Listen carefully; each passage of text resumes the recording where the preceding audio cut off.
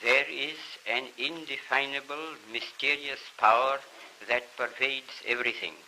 I feel it, though I do not see it.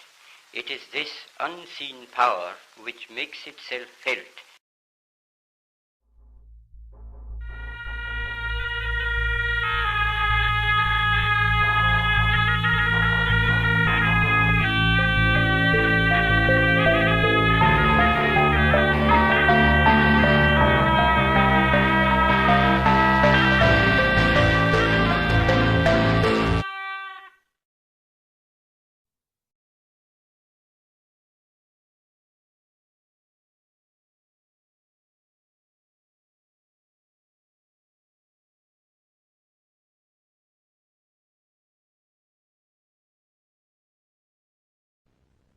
There is an indefinable, mysterious power that pervades everything.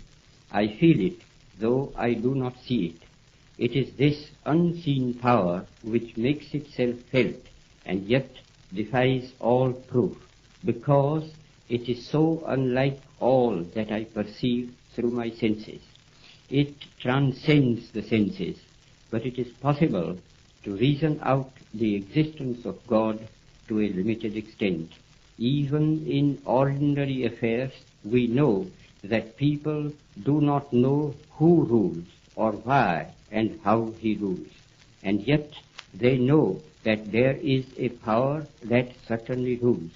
In my tour last year in Mysore, I met many poor villagers, and I found upon inquiry that they did not know who ruled Mysore. They simply said, some god ruled it. If the knowledge of these poor people was so limited about their ruler, I, who am infinitely lesser in respect to God than they to their ruler, need not be surprised if I do not realize the presence of God, the King of Kings. Nevertheless, I do feel, as the poor villagers felt about Mysore, that there is orderliness in the universe. There is an unalterable law governing everything and every being that exists or lives. It is not a blind law, for no blind law can govern the conduct of living beings. And thanks to the marvelous researches of Sir J.C. Bose, it can now be proved that even matter is life. That law, then, which governs all life is God. Law and the lawgiver are one. I may not deny the law or the lawgiver because I know so little about it or him. Just as my denial or ignorance of the existence of an earthly power will avail me nothing, even so my denial of God and his law will not liberate me from its operation, whereas humble and mute acceptance of divine authority makes life's journey easier, even as the acceptance of earthly rule makes life under it easier. I do dimly perceive that whilst everything around me is ever changing, ever dying, there is underlying all that change a living power that is changeless, that holds all together, that creates, dissolves, and recreates.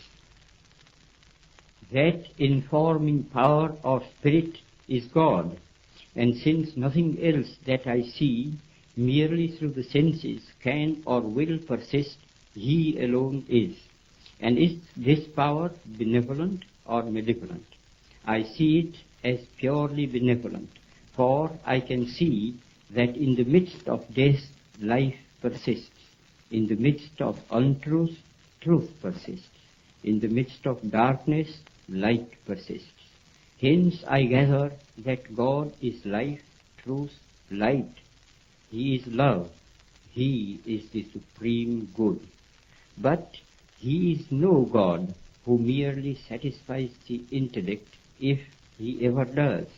God, to be God, must rule the heart and transform it. He must express himself in every smallest act of his votary. This can only be done through a definite realization, more real than the five senses can ever produce.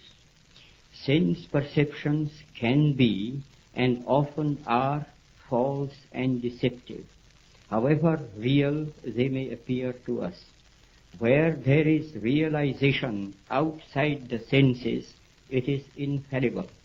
It is proved not by extraneous evidence, but in the transformed conduct and character of those who have felt the real presence of God within.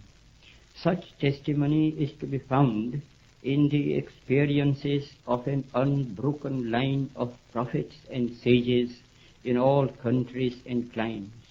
To reject this evidence is to deny oneself. This realization is preceded by an immovable faith.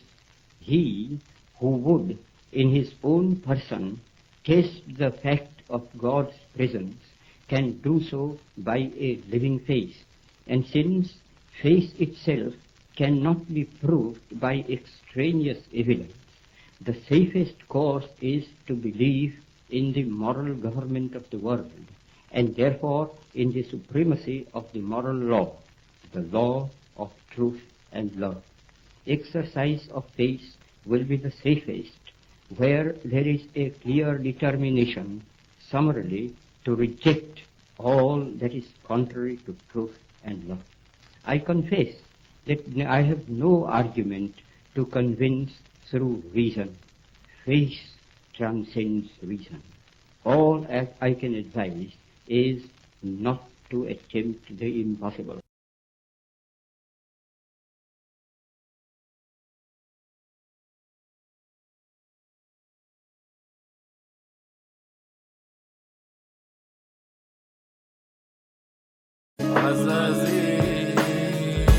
عزازي